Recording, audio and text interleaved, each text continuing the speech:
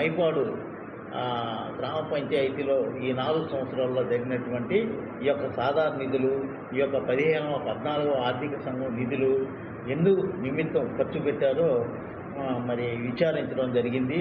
అన్ని రికార్డులు కూడా వెరిఫై చేయడం జరిగింది.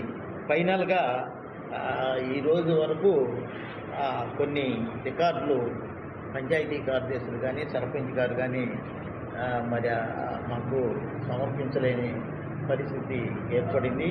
ఇవి ఎక్కడున్నాయి రికార్డులని అడిగితే ఆడిటర్ దగ్గర ఉన్నాయి.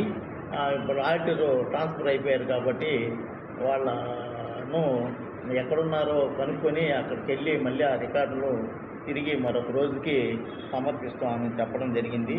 అయితే ఆ రికార్డులలో ఏదైతే మనం వాళ్ళు డ్రా చేశారో ఆ అమౌంట్ అంతా కూడా రిమార్క్ కింద రాయడం జరిగింది. మొత్తం 7,71,835 రూపాయలకు గాను రిమార్కులు రాయడం జరిగింది. ఈ యొక్క రిమార్కులకు సంబంధించి షోకాజ్ నోటీసులు పంచాయతీ కార్యదర్శులకు ఇస్తాము.